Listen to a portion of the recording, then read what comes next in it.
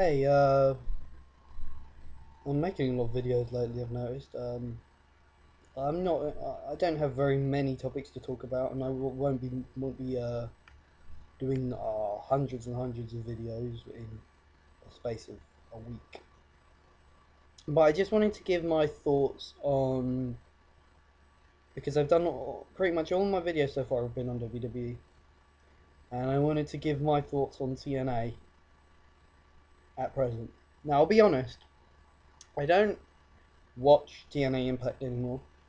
I used to record it every week and then watch it or watch bits and pieces, fast forward through the crap. But I haven't watched Impact in a long while. I do recall the last time I watched TNA. I turned on. I went. I turned on. What was it? Victory Road, and I caught the main event. I saw the main event. Yeah, kind of put me off. It did kind of put me off because of what happened. We all know what happened. Jeff Hardy, like 90-second match because he was off his face or whatever. And he's not been seen on TV since, which is a good thing. He needs to get himself sorted. But the fact that they allowed themselves to get into a position where uh, they had to put Jeff Hardy out there because they didn't know. They didn't. Nobody knew that he was like that. He was that messed up, and until he got to the curtain, and they were like, "Holy shit! There's not a lot we can do now."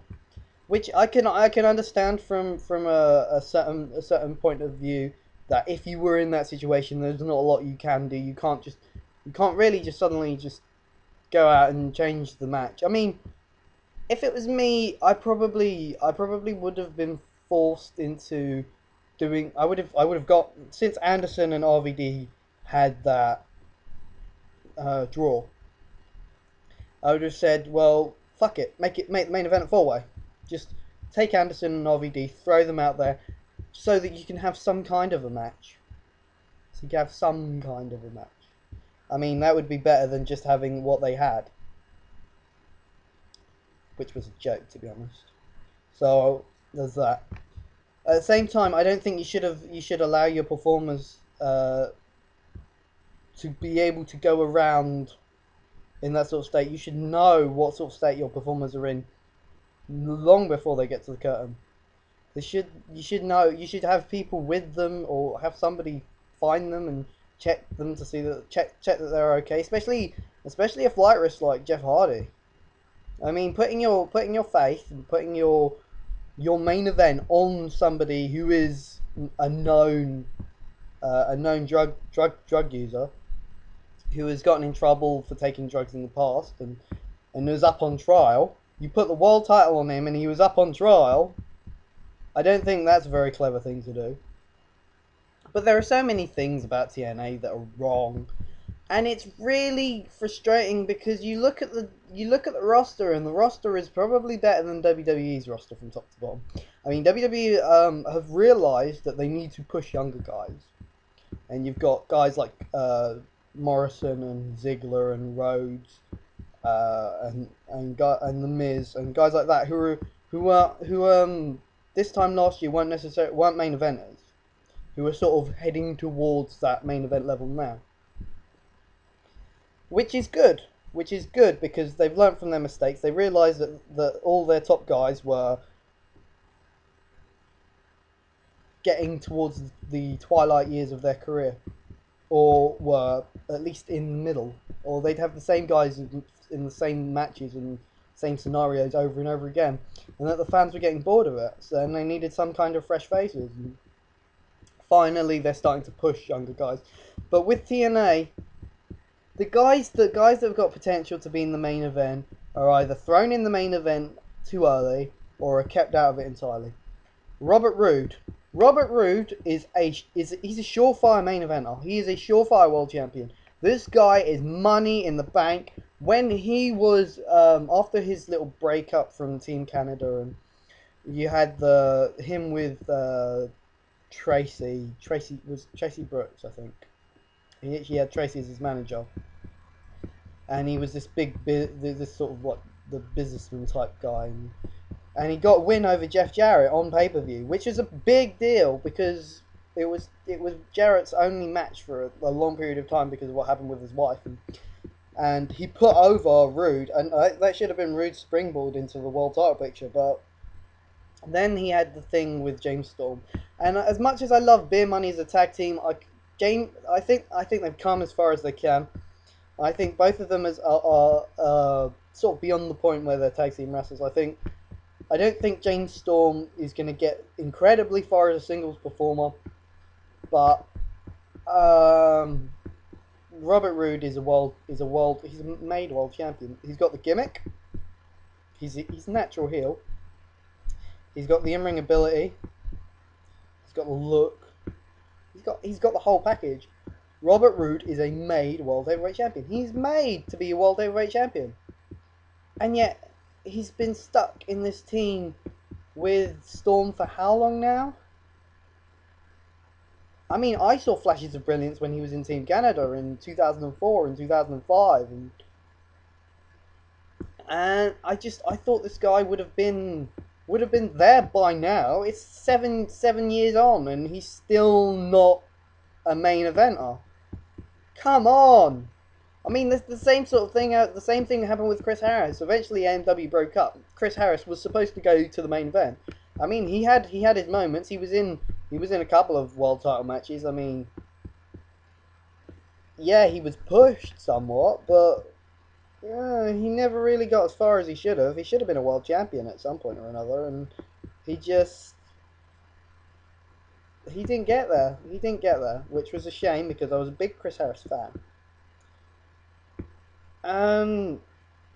But all in all, you look at TNA's product. Well, where do we start? Anderson's title reign should have been longer. Anderson should still be world champion in my opinion. He should have, after he won the belt of Hardy, the way they did it, I quite like the way they did it. They had the Anderson Morgan match, and then they had Hardy come out and say that they were going to have a world title match now, and Hardy was looking like he was going to squash him or whatever, but Anderson won. I love that. I think that's brilliant. That's a great turn, and you give the fans pay to see that pay-per-view, and they get a world title match on top of it. They see a world title change. That is smart. That is good. That's the sort of thing that will make fans think, "Ah, shit, we missed that. Well, maybe next month we'll get the pay-per-view, and next time maybe we won't miss something." I think that sort of thing sells your product, and it just makes you look good it makes you look smart as a company. And I think that title change was a very clever title change. But the changing the title back the next month, I mean, fine, you're going to give Hardy a rematch. He had a rematch on, was it March 3rd? I think it was. I can't remember the month. I think it was March 3rd show. He had a rematch and he lost. And then you had him win the title back at the next pay-per-view. And then you had him drop it to Sting. No, it wasn't March 3rd. It was February 3rd, wasn't it? Was it February? It was February 3rd because the 22111 thing, the Sting thing was after the 22111 thing, so. And then Sting won the title himself. And it's just a massive clusterfuck. You had Anderson win the title, lose it a month later, then you had Sting win the title a couple of weeks after that. Fine, you want to put Sting in there, that's fine. You want to push Sting, that's fine. You want to push somebody who is that old, fine. You want to put the world title on him, fine. You're going to kill your business. You're going to kill your product by putting your title on a man who is 10 years past his prime. I said it. Sting is 10 years past his prime. As much as I love Sting, he is not a competitive main eventer. He is the sort of guy who should be used scarcely. He should have a deal where he makes rare appearances for certain storylines here and there. He is TNA's, or he should be TNA's version of the Undertaker. That's what he was in. That's what he was in WCW. He was WCW's version of the Undertaker. So those two epitomise their respective companies. You need to be smart with it. They're around the same sort of age, I think. I think Sting might be a little bit older. But they're around the same sort of age, so they're obviously in the same sort of physical condition. So neither of them should really be working a heavy schedule. Undertaker doesn't work a heavy schedule. He works here and there. He gets his annual break after WrestleMania. Sting, on the other hand, he'll pop up here and there, and he'll have longer runs. He'll win the world title. He'll hold it for 3 months, and then he'll disappear again. Why? Why? Why are you going to put the world title on him? Fine, he can work as a challenger. In my eyes, his career should have been done after his match with AJ at Bound for Glory 2009. That should have been it.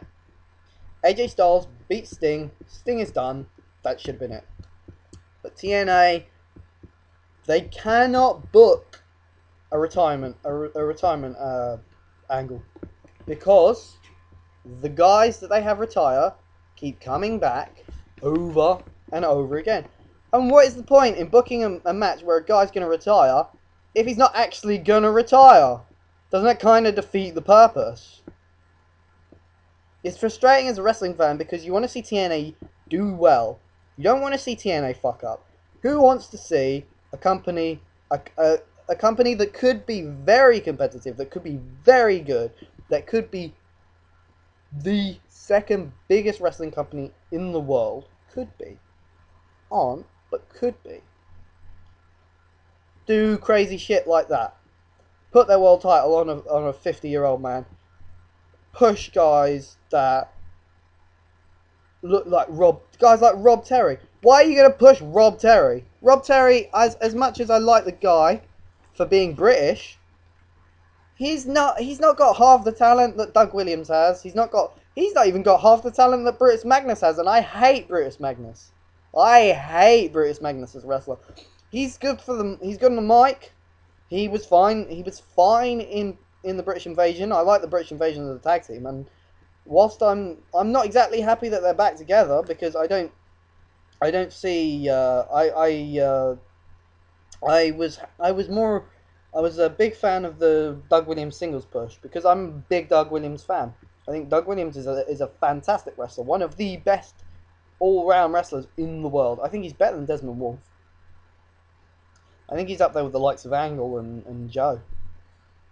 So I think he should. I was so glad that they put him over AJ, because that was the match of the night, and that just proved to everybody that Williams can go.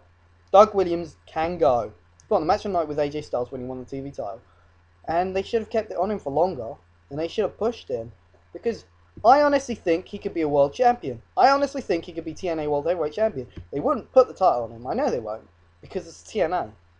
But I honestly think he has the ability to carry himself off as world champion. Sure, his mic skills aren't the best, but AJ's mic skills aren't the best. And you can work on it. I mean, his promos are okay, but they're not the sort of promos that you necessarily want your world champion to be cutting. You want your world champion to be cutting one of the best promo men in your company. That's why Kurt Angle makes a good world champion. And I mean, no matter how old he is, Kurt Angle should probably be the TNA World Heavyweight Champion. I know he doesn't have much left in him, but he should be the world champion. And then you look at guys elsewhere on the card. You look at Samoa Joe and Pipe. How long has their feud been going on for? I think this feud was going on in like November, and it's April, and we still don't even know why the feud began. I haven't got a clue. I have no clue why this feud started, where this feud's going. I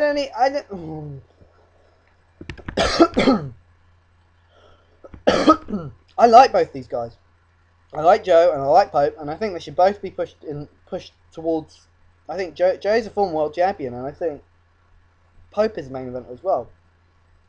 There's so many guys that are main event level. Like I know a lot of people don't like him, but I like Matt Morgan. I think he's a main eventer. I think he is.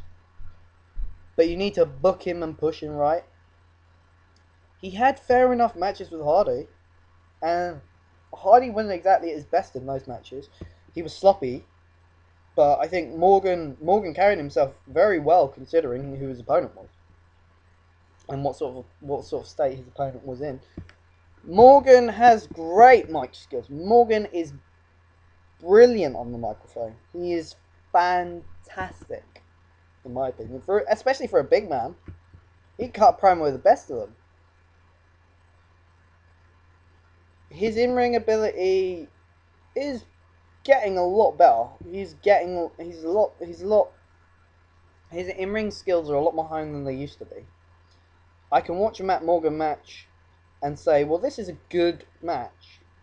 When I used to watch a Matt Morgan match and used to think to myself, when the fuck is this going to be over? When is this shit going to be over? As far as who else? Who else is in there? Kazarian, Frankie Kazarian. He should be a main eventer. There are so many guys that TNA have that could be main eventers. You've got AJ, you've got Angle, you've got Joe, you've got Pope, you've got Morgan, you've got Anderson, you've got RVD, you've got Kazarian, you've got Rude, you've got Hardy when he's in a fit state. The other Hardy, Matt Hardy, because he's lost a load of weight and he's back in ring. He's back in decent in ring condition.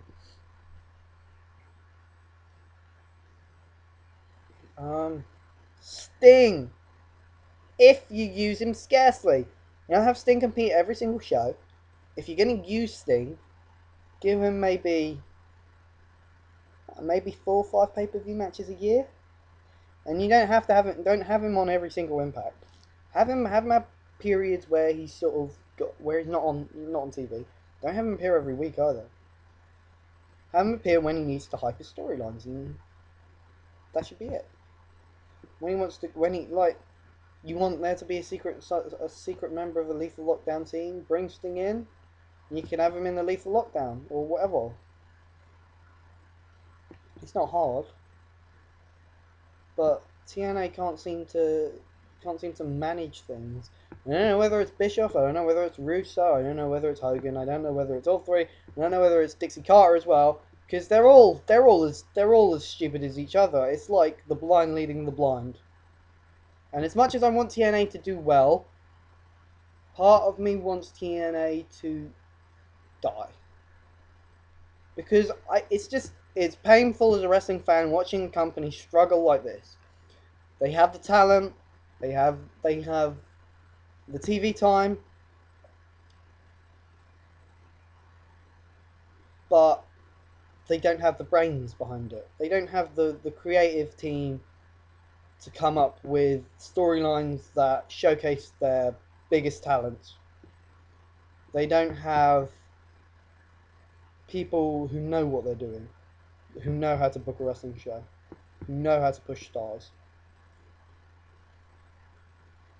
They're being run by idiots. The company is being run by idiots. And it's limping. It is limping along. It's dragging its leg, and it's painful to watch. I hate watching TNA. I hate it because it's just frustrating as a fan because you know that there's potential and it's just not being unlocked. Hopefully one day they realise this or they make a change and something happens and TNA goes onto the right path. Until then, I refuse to watch TNA. I mean, I'll read up on what happened, and if anything interesting happens, I might catch that a little bit. But I'm not watching TNA as a product. I'll watch bits and pieces if I hear that they're really good. But until TNA cleans itself up, gets its act together, like Jeff Hardy, I refuse to watch the show. I refuse to watch the show. So those are my opinions on TNA. Rate, comment, subscribe. Thanks for watching.